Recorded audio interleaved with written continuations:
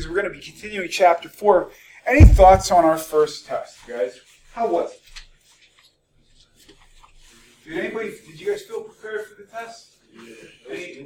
Any major curveballs? Anything like you were not expecting? Or did it make sense pretty much? Was helpful? Yes.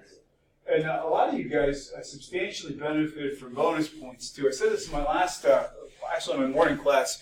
There were some people who were right on the edge of a letter grade and actually got to the next letter grade just from having gone to some bonus activities. So keep doing that, guys. The other thing too, I want to remind you, this isn't in our official announcements today, but you guys know on the 25th we have Mentorship Day. And I am asking everybody to sign up for a session for that.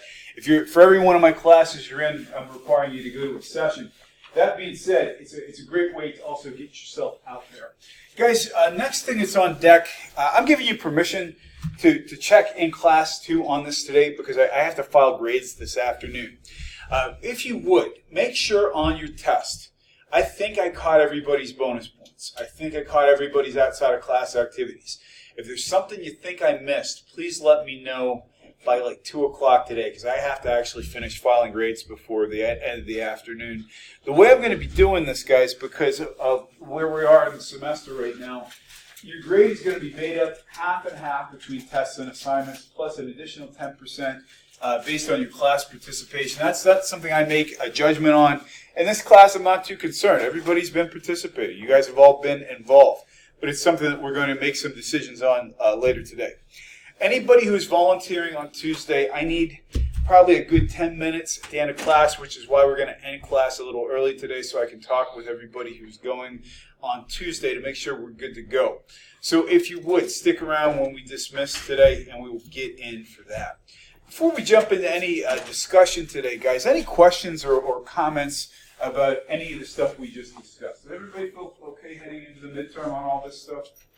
Guys, we left off talking a little bit about how people have certain things that they can have control and certain things they can't. I should restate that. Management has control over certain things and not control over others. So, for example, a manager can control certain things about somebody's employment and certain things they cannot.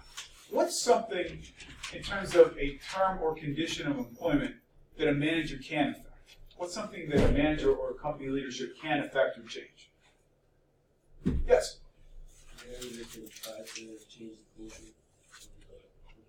Absolutely. That's not easy to do because all companies, culture happens over time. It's an excellent observation. What else can managers effectively change? What are things involving employment or conditions of employment that managers or leadership have control of? Help me out here, guys. Yes? Yeah, for sure. Work schedules. And if we have somebody, for example, who's a single parent, that's a big deal to them. Somebody who wants to have time off. What are some things that managers cannot control about people? What are things that we have no control of? Yeah, go ahead. Their will to work. Yeah, so if somebody's self-motivated. Great. What else? Private life. That's a good one, too. How can somebody's private life spill into the workplace? Like maybe you are on a relationship and you are under pressure because you work out or something like that. It's a big deal. So we have somebody who's having personal problems outside of the workplace. Somebody who is motivated by money versus motivated for love of doing the job. We can't control those things. But there are things that we can do to make most of people in that regard. Here's my question, guys. I know this is a wide open question. But if we're looking at society as a whole, we're looking at all the work that's going into the modern workforce at this point in time, what do you think is more important for potential employees? Is it skills or personality? What is more important, do you think? Anybody have an opinion? Yes? Also personality. Because usually you could teach somebody how to do, I could teach somebody how to use PowerPoint, but I can't teach them how to be It's absolutely true. So you can teach somebody technical skills. But you can't necessarily teach them personal skills. I agree with that. Anybody else have an opinion that backs that up or goes counter? Yes? I agree with personality just because a lot of people have the same skills and something that could differentiate you from somebody else. I agree completely. Anybody else have an opinion on that? Or does anybody have a counter opinion? What do you think? I haven't heard from much from the front of the room here yet. What do you guys think? Yes? I would agree with what they said. Personality more important. Skills. I would say that most employers are backing you guys up, too. I think most employers in this point in time are going to say, number one, we realize we're going to have to train people. Why are employers taking that stance, by the way? Why are most employers realizing they're going to have to train people? Instead of just expecting you're going to come out of college knowing everything, why do employers assume they're going to have to do some training at this point in time? Anybody have a thought on that? Why might an employer believe that even though we have really good people coming out of colleges and trade schools, we're still going to have to train? Why would they think that? Yes? Because like they have a certain way that they want the job done, and they can't automatically assume that you're going to do the job to their liking.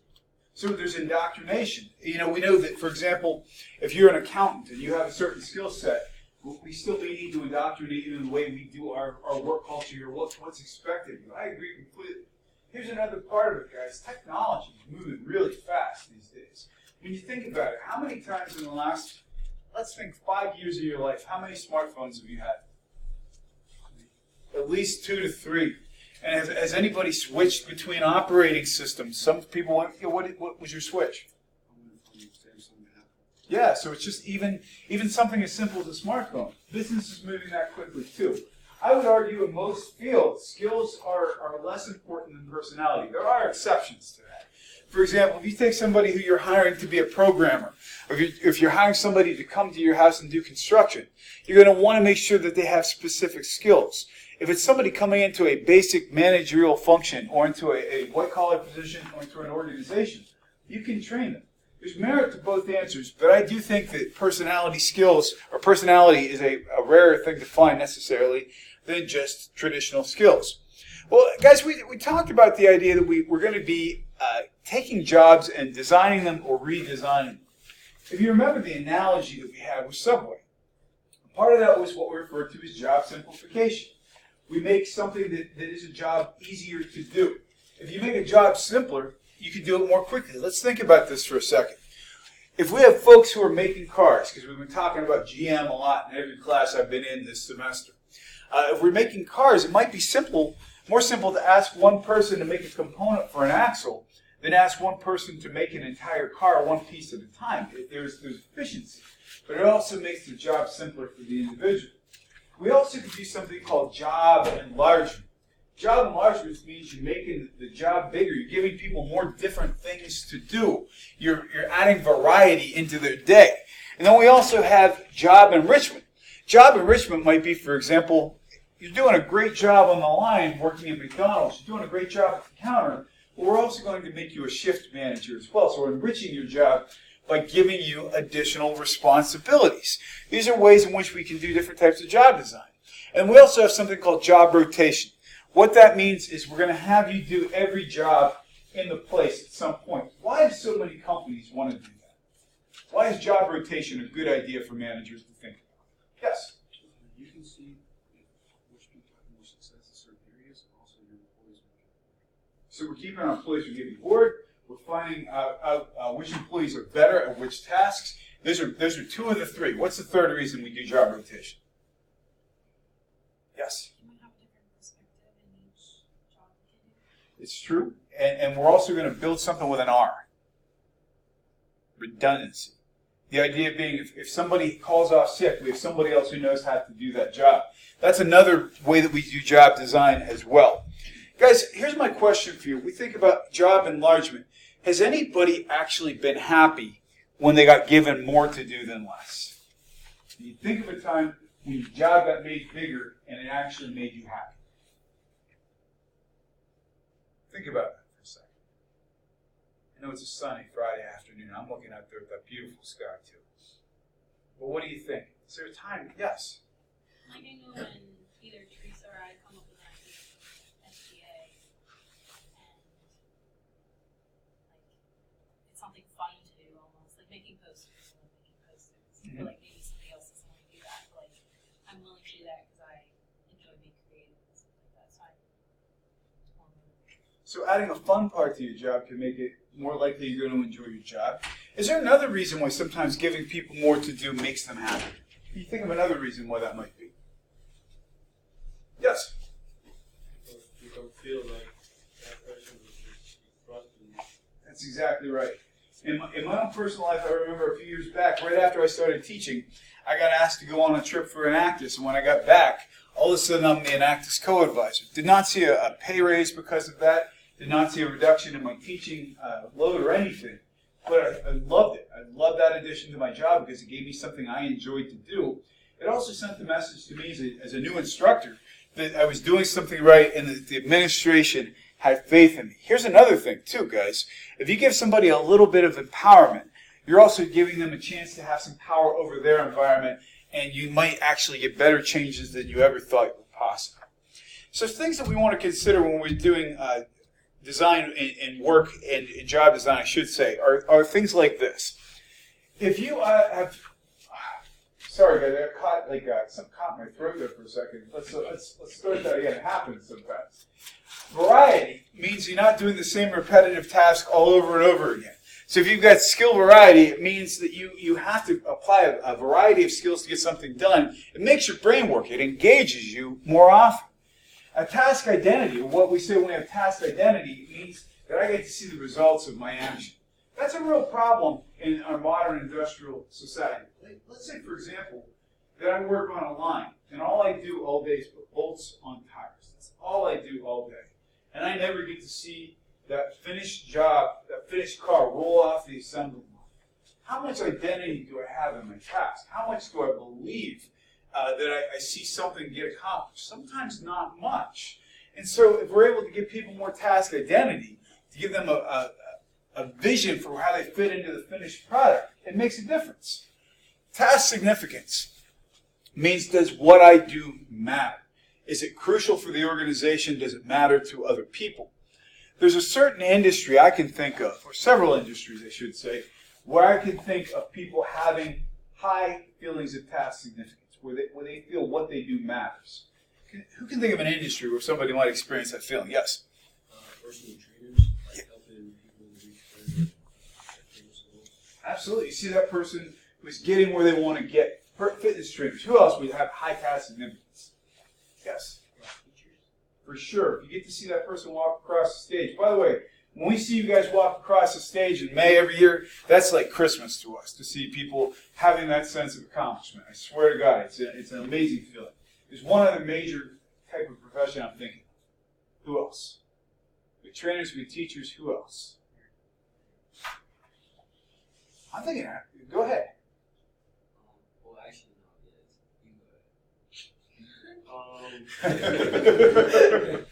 no, yes. No, you go ahead. No, you go ahead.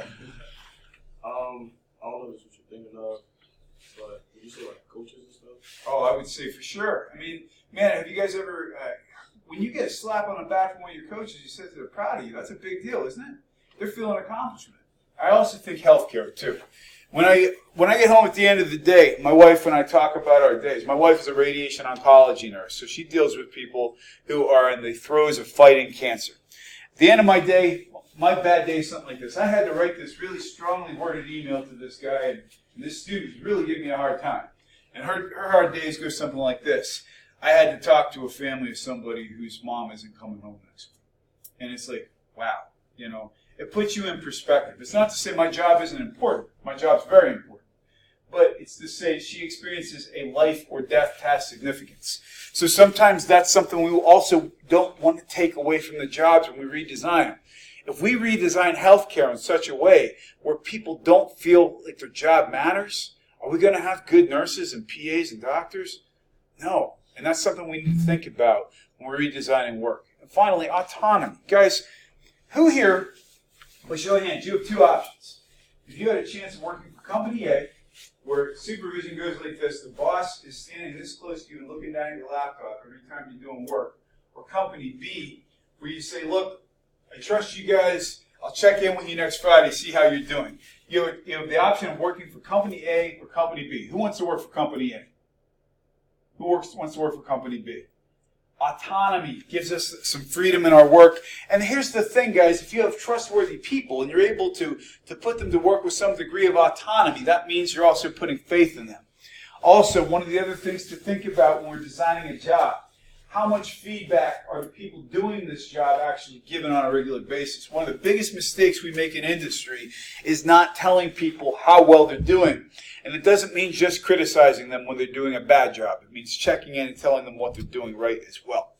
So, the other thing to think about too, guys, anytime, let's suppose, for example, to go back to the Subway example, the first time that we were deciding to redesign our sandwich stand, we didn't tell the person what we were up to. The person who was working that day, working the Subway sandwich stand, all of a sudden, we're standing around and we're watching this person work.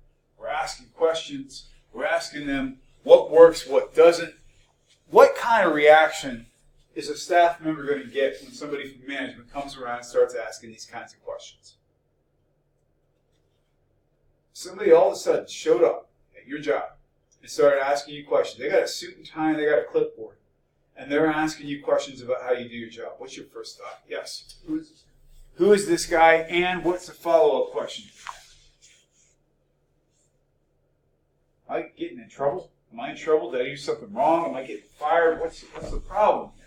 So, if we're doing this, guys, what are some ways we can avoid scaring the living shit out of people? How can we avoid putting people in that position of fear? Well, personally, like, whenever somebody says, like, we need to talk, like, that's the worst thing. Like, don't say that. When do you get married? When do you get married? It takes it on a whole new level. But you're right. Like, why is it such a chill-up response?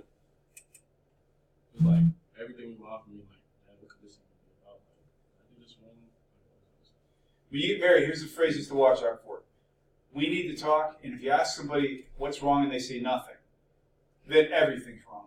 Everything is wrong if they say nothing. So, but the words we don't want to hear. What are other ways we can alleviate this fear? How can we get rid of the fear here?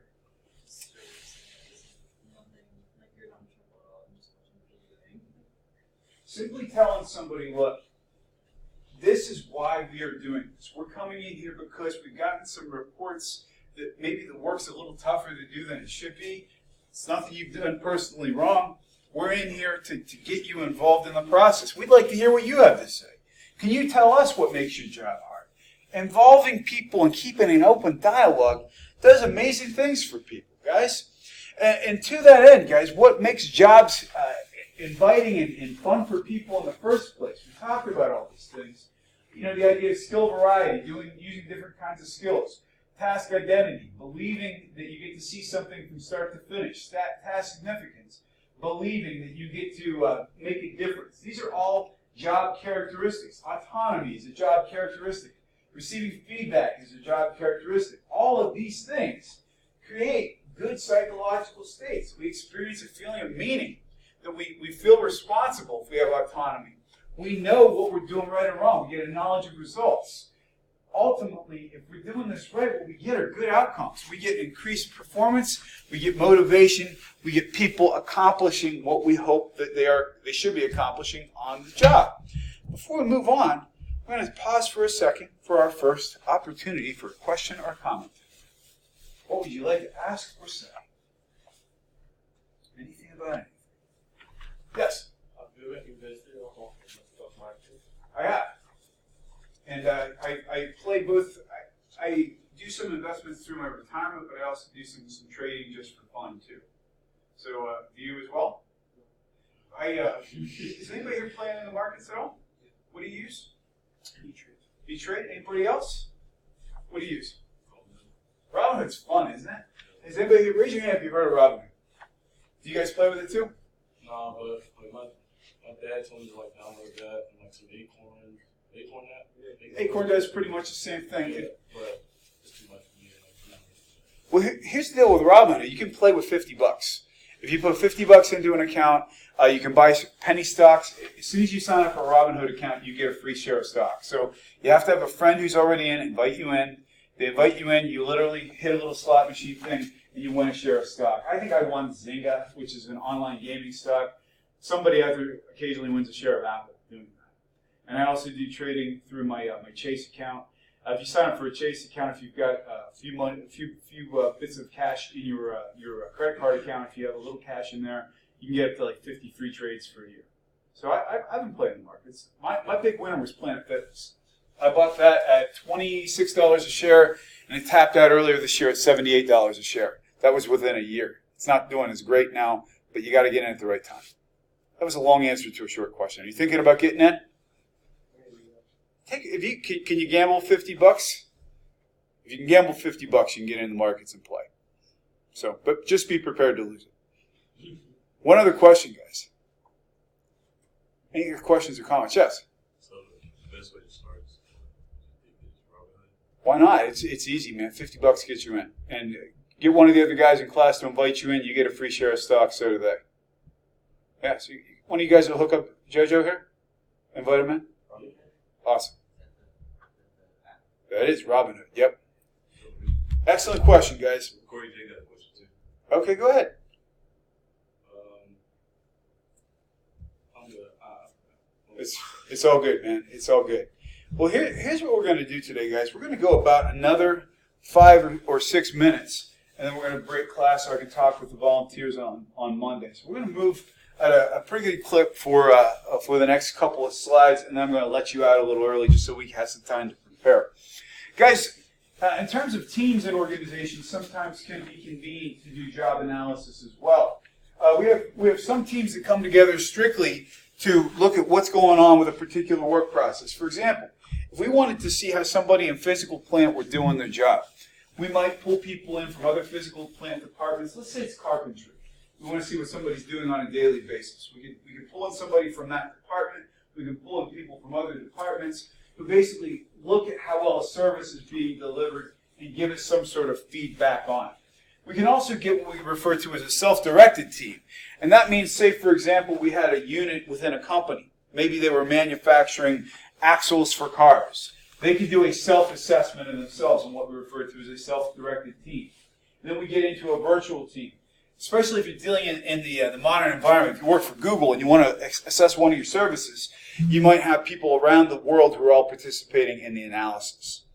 So, global teams also come into play here as well, and sometimes they may never actually meet in person. Guys, what are the challenges to that? If we're meeting on a global basis in these kind of regards, what are some of the challenges to working globally and remotely? We know language for sure. What else can be a challenge? Yes? Different time zones. Just getting a meeting together can require an act of Congress. Are there other things that could come into play here as well? Yes? Yeah, for sure. Give me an example. If you don't have one, it's okay, but this is the correct answer.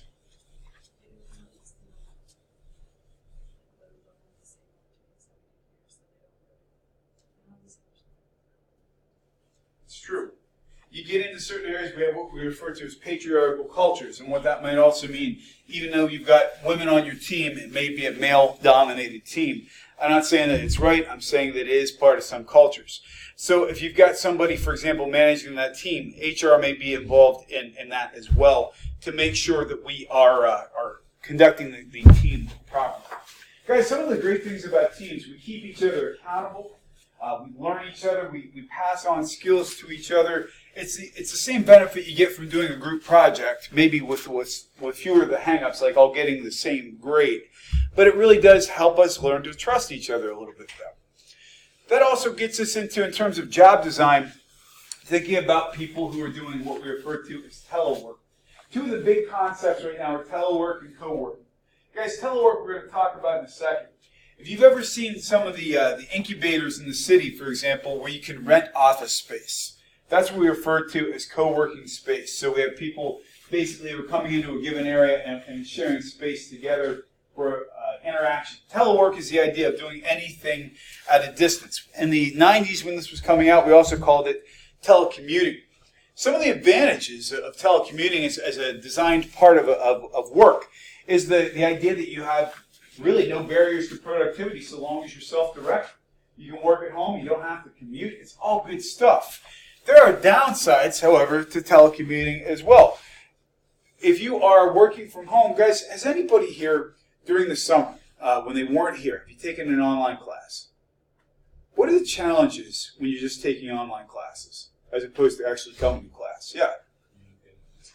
Well, for sure, and especially if you have somebody who's only working part-time. Communication. Are there other challenges? Yes? Motivation to actually follow it up. As a fellow online learner, because my doctoral work is all online as well, I also struggle with the idea that I'm not having regular communication or conversation with an instructor. It's hard to stay motivated when you don't have that person in front of you reminding you when assignments are due, reminding you what your quality of work should be like. It can be challenging. And it's the same deal when you're working, too. I think one of the biggest challenges I've seen, I know that whenever I was telecommuting for work, because I telecommute in the summer even when I'm teaching, I find myself occasionally even working more hours than I normally do because I don't know when to turn it off. Guys, think about it. How do you know in the standard workday when it's time to go home? What's a cue that it's time to go home? What do you think? Time of day for sure. Where's the sun in the sky? What's another cue that would tell you it's time to leave? That's exactly right. Man, if I'm in Schwab Hall and it's 5 o'clock on a Friday afternoon, man, those offices are empty. People are out the door. If I'm still here, man, why am I still here? Everybody else left. And we get into the white-collar world. A lot of the time, if you're a salary-exempt employee, you don't have necessarily standard working hours. So without having somebody to tell you, you sometimes get isolated and you don't know when it's time to go home and time to stop. Guys, here's my question for you. It's our last question for the day. When is telecommuting a good idea? What kinds of jobs and people work well in telecommuting, and what kinds of jobs and people don't work well for telecommuting? What do you think? So I know like my mom, she's an engineer for the government, and like sometimes she has like briefings and things like that she has to do. So she like gets some conference calls. So like a job like that, like doesn't always require you to go into the office to work with the phone or the computer. Very data-driven work because you're doing things on a computer. Excellent. So that's a great example of something that works well. Can somebody else give me an example of a type of profession that either works well or does not work well in this regard? Yes? You have like a company that just does conferences for other businesses and people are constantly traveling over. They do like those go-to meetings, whatever it is. Right. Meetings. That works well, especially if it's, again, it's data-driven, you know? Can somebody think of a profession or an individual type of person, for example, that would not work out well for telecommunications? What would not work out? I'll give you an example from my personal life here. I think please, if you got an idea, you go first. I don't know, for example, like a coach. It's better always with his person and then he's motivating you because you are talking with him on the phone, you can do it or not. Like, he's there on the room, you're going to do it. Could you imagine if all your workouts were like FaceTime and you weren't actually having your coach do it? How bizarre would that be? Yes. Yeah, it's true. And guys, I would also say, for example, I think a full-time faculty member at a brick and mortar university, you better be here. People are coming to your office. Yes. Oh, okay, you're just relaxing. Okay. And I think that managers, too, even if you have some people in your company who telecommute, I think oftentimes management still has to be there to talk to upper management, to talk to the boss. I think the other thing, too, guys, who here, if you were given the choice to either telecommute or work a traditional job, who here would work a traditional job where they regularly go in the office? Who here would rather telecommute? Guys, and it's a personal preference as well.